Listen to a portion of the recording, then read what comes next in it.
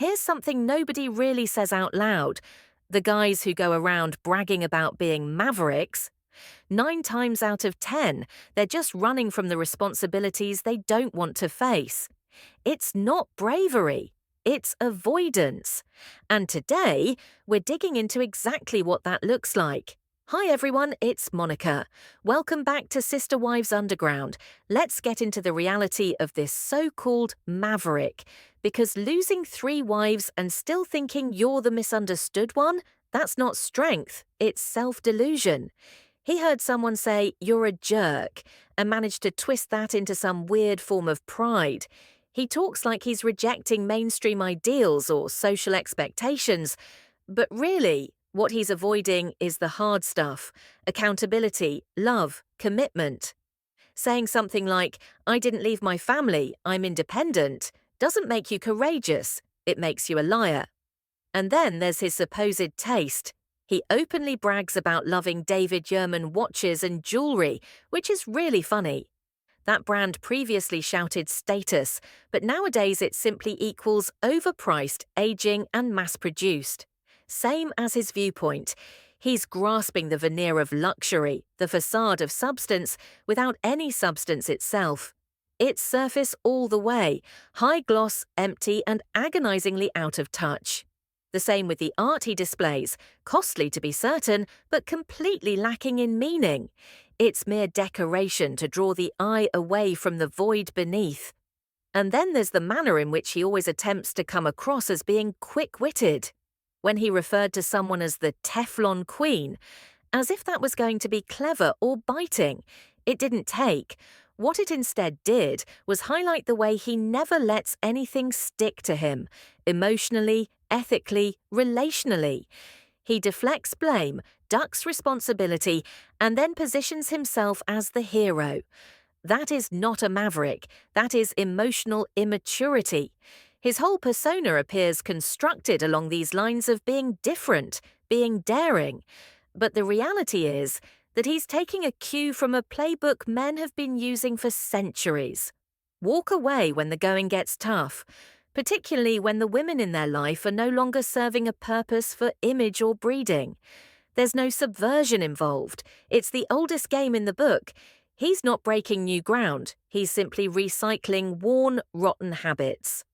And don't even mention the holiday lights debacle. You know the one.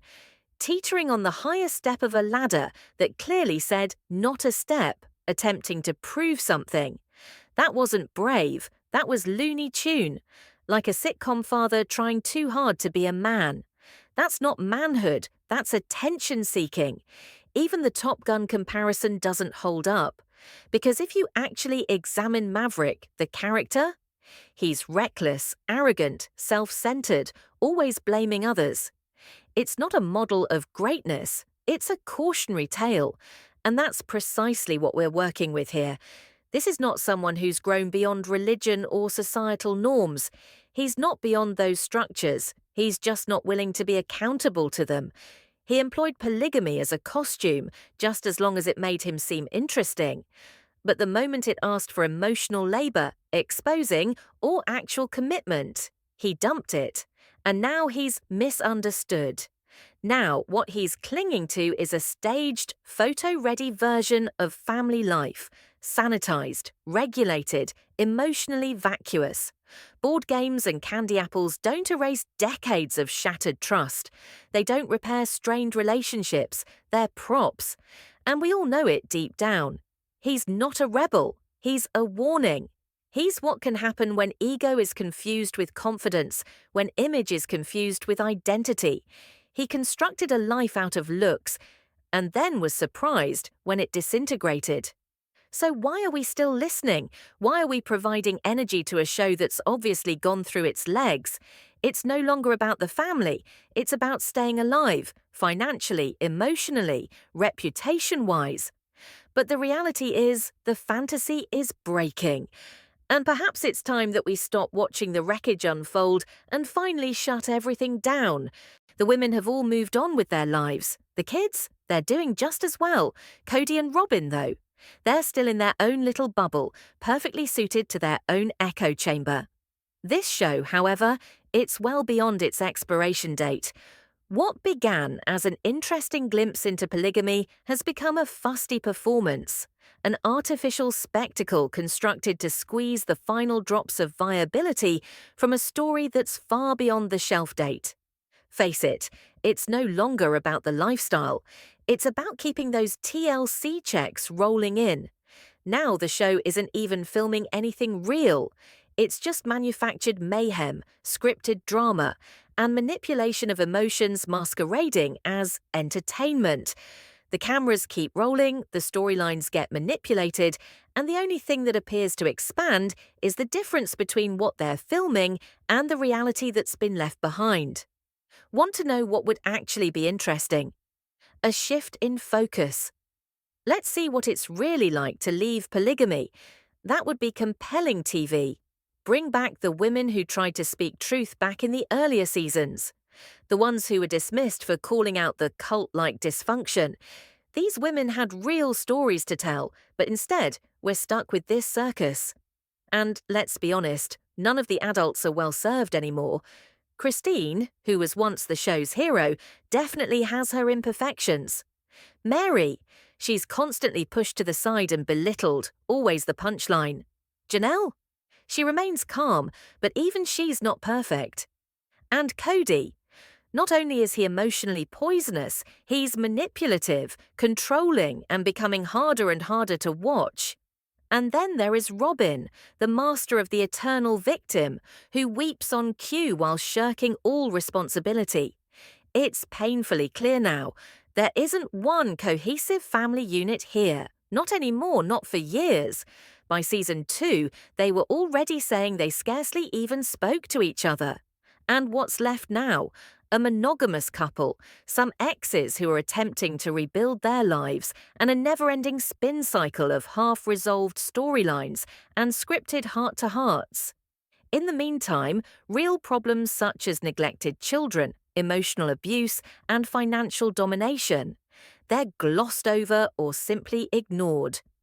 The saddest aspect of it all is seeing the women who gave decades of their lives to this forefather and this lineage disposed of when they were no longer needed to feed the central ego.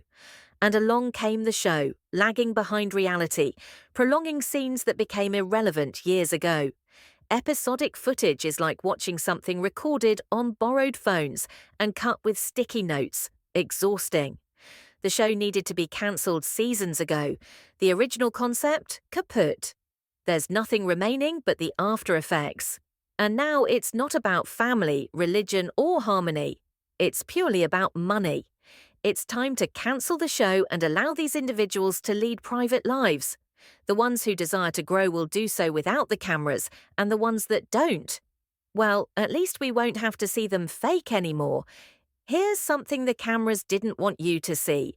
Cody Brown's cold indifference in the midst of a moment that should have been one of the most intimate of his life. Let's take a stroll down memory lane for Season 8, Episode 1, Cody's masterclass in emotional detachment. In that scene, Christine is giving birth, and Cody, who ought to be concentrating on her, hangs up the phone and says with bitterness, "I gotta go. She's going to have that baby. Not our baby, not my baby, just that baby." If you ever needed proof that he didn't care, there it was. And then, the moment that made it even worse, when Cody, in the middle of Christine's active labour, starts questioning the doctor about Mary's infertility. The doctor looks uncomfortable, like, maybe don't bring up your other wife's fertility issues right now. It was painfully clear that Cody didn't care about Christine's feelings in that moment. Anyone else would have said, "Hey, I'm in labour. Can we talk about me for a minute?" Fast forward to the present, and Christine is so much more relaxed and comfortable with David. She's always been uptight, formal around Cody. Tension filled the air. But now, with David, she's radiant. It's night and day, and you can't help but ask yourself, was she really waiting around just for the time to finally break free? Christine's gotten notably more relaxed and truly content with David. Quite a difference from the stiffness she experienced with Cody. It's not only Christine who flourishes under this new environment, truly seems to have a healthier relationship with David's family than with Robin's. Recall that uncomfortable moment when the breakup occurred and Truly pondered staying over at Robin's. It wasn't so much like a child visiting Grandma and Grandpa, but rather like a stranger, wondering if she was even welcome in the house.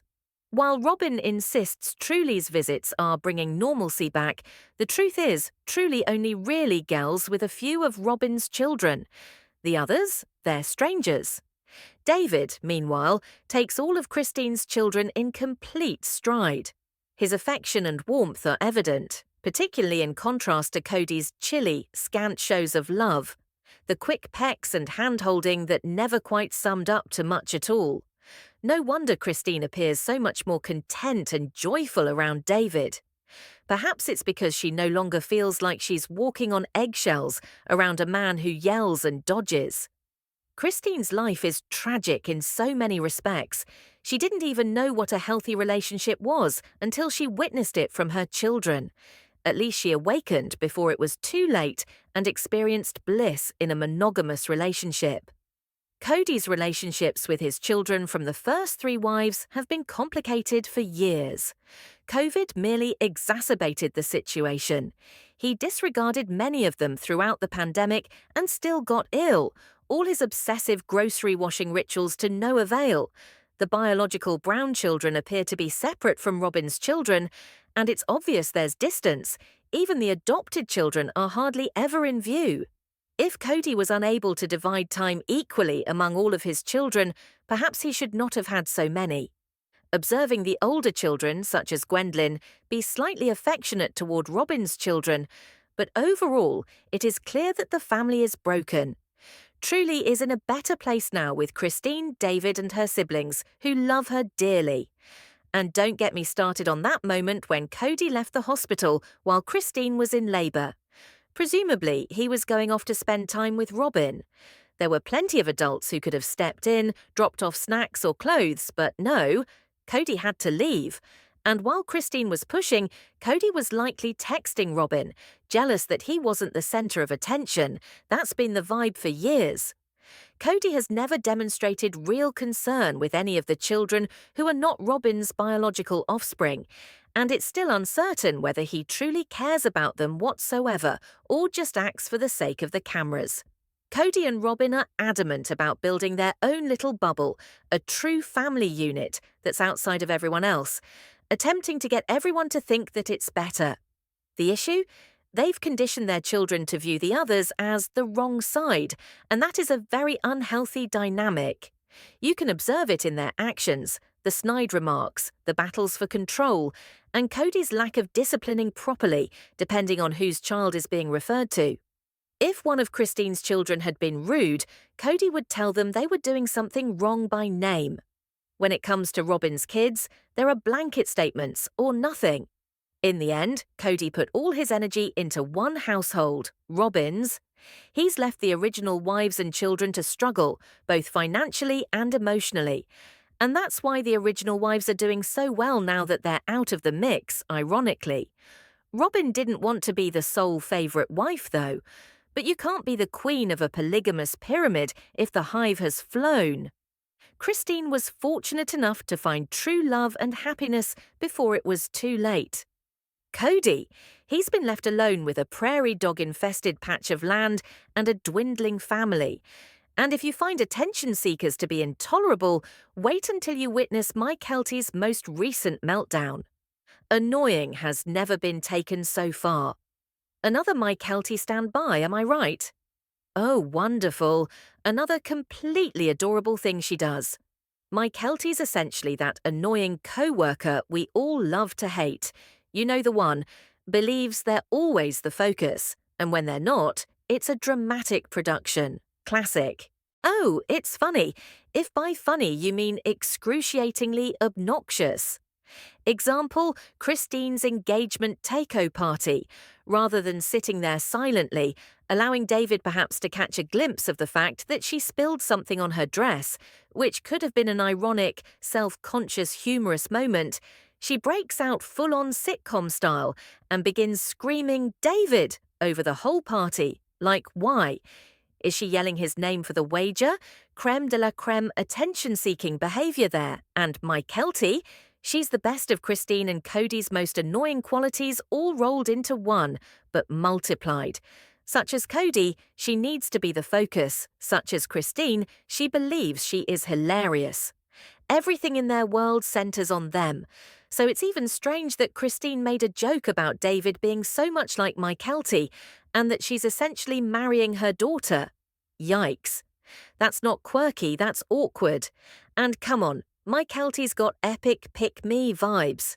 You know, the kid who reminds the teacher about homework, or the colleague who can't shut up and just ask a million questions the night before a 3-day weekend. You've got to create a third-party group chat just to escape them. My Kelty's overly pretentious, always shining the light on herself. And though Tony wasn't centre stage for this event, thank goodness he was still in the wings with Avalon. The two of them are like a cringe montage come to life. Fair enough to Christine working overtime to get David to be everyone's darling. Perhaps it's because it all happened so quickly. She had a minor at home, then went right into this new relationship. And now it's this constant campaign to show that everything's hunky-dory. David? He's a good enough guy, far less obnoxious than my Kelty. But Christine comparing them, not the flex she expected. Then there's Peyton, the occasional laugh-out-loud comedian, but really he's not easy to stomach. He takes after the worst of both his parents. With the recent insider information concerning how he's acted, it's difficult to envision him as anything but exhausting. Back to my Kelty. There's certainly some underlying work going on. She spent her childhood always on the periphery of sibling groups. Too old for the middle children, too young for the big kids. She never really fit in. Rather than developing from it, however, she doubled down on this boisterous look-at-me personality, and now it's how she functions. Cameras or no cameras, her inner child is still yelling for attention. Until she addresses that, she'll just continue being this iteration of herself. Loud, unfunny, draining. For real, her and Tony being in another state could be the biggest post-divorce gift Christine received. My Kelty has always been a handful, and whether it's the constant brown-nosing, the snarky comments at Christine, or the bizarre shirt she wore shopping for clothes, it's obvious she has conflicting emotions about her mom. Most likely warranted to a certain point, but the way she expresses it, not serving anyone. As for Christine, she's been strangely restrained. She bites her tongue while my Kelty steamrolls every group event, loud, crass, and always camera-ready. She's not the worst of them all, but when the nicest thing you can say is, well, at least she's not Robin, you've got a problem. Even when she lost weight and calmed down a little, the performance never stopped. She realizes the more she yells, the more airtime she will receive. And, let's be honest, airtime translates to paychecks. The show made these parents wealthy off their children, like it or not. And now the adult children want in on it too. Drama translates to airtime, translates to paychecks. In the end of the day, my Kelty is just a whole lot. She received a double shot of center of attention from Cody and Christine, and now she's experiencing it in full force. It's difficult to turn away, yet difficult to stomach at times. But come on, no one in this family budgets their children around money. They're eating moldy bread, paying bills, and they're still sitting there thinking, let's have another one. It seems to be their slogan. And Robin? She was likely hurrying to get pregnant to secure her spot in the family, and Christine's pregnancy with Truly. That seemed more like a last-ditch effort to keep the TLC cameras rolling. Nothing shouts must-see reality quite like a pregnant wife when Cody is wooing a fourth.